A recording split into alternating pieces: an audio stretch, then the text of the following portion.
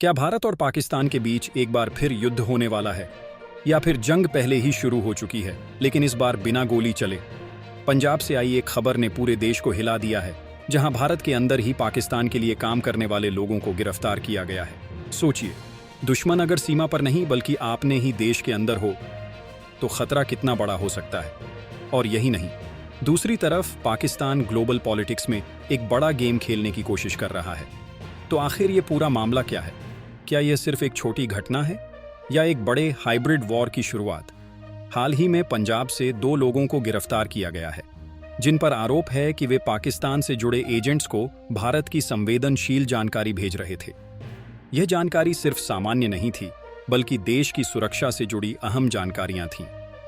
चौंकाने वाली बात यह है कि यह पूरा नेटवर्क व्हाट्सएप और वीडियो जैसे साधनों के जरिए काम कर रहा था, यानी टेक्नोलॉजी को हथियार बनाकर भारत के खिलाफ साजिश रची जा रही थी।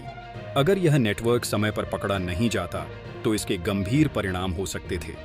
यह घटना इस बात का संकेत है कि भारत और पाकिस्तान के बीच टकराव अब सिर्फ सीमा तक सीमित नहीं है, बल्कि यह एक शैडो वॉर बन चुका है, जहां जानकारी ही सबसे बड़ा हथियार है।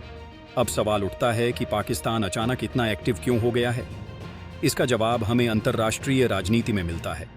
मिडिल ईस्ट में चल रहे तनाव के बीच पाकिस्तान खुद को एक मीडिएटर के रूप में पेश करने की कोशिश कर रहा है।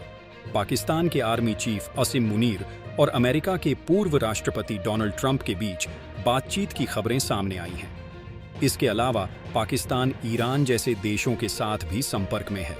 इसका सीधा मतलब है कि पाकिस्तान खुद को एक बार फिर ग्लोबल पावर पॉलिटिक्स में रेलेवेंट बनाना चाहता है।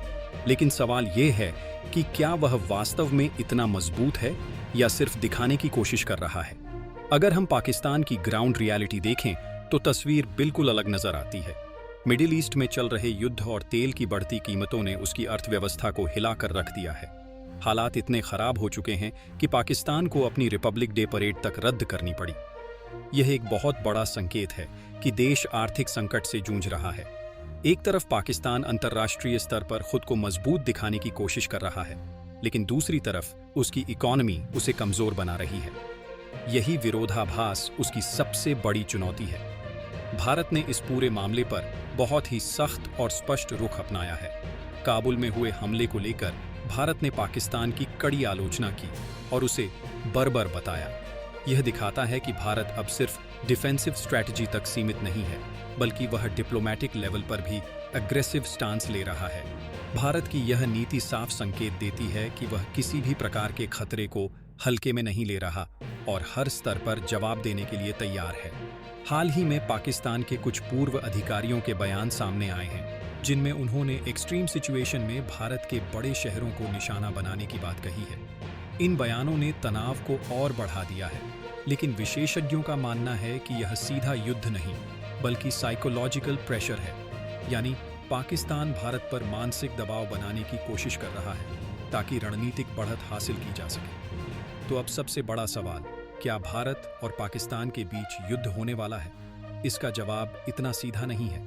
यह पारंपरिक युद्ध नहीं, बल्कि एक हाइब्रिड वॉर है, जिसमें जासूसी, कूटनीति, आर्थिक दबाव और मनोवैज्ञानिक रणनीतियां शामिल हैं। सीमा पर शांति दिख रही है, लेकिन अंदर ही अंदर एक बड़ी लड़ाई चल रही है, और यही इस पूरे मामले को और ज्यादा खतरनाक बनाता है। अगर आप ऐसी ही गहरी और सच्ची जियोपॉलिटिकल एनालिसिस देखना चाहते हैं, तो चैनल को सब्सक्राइब जरूर करें।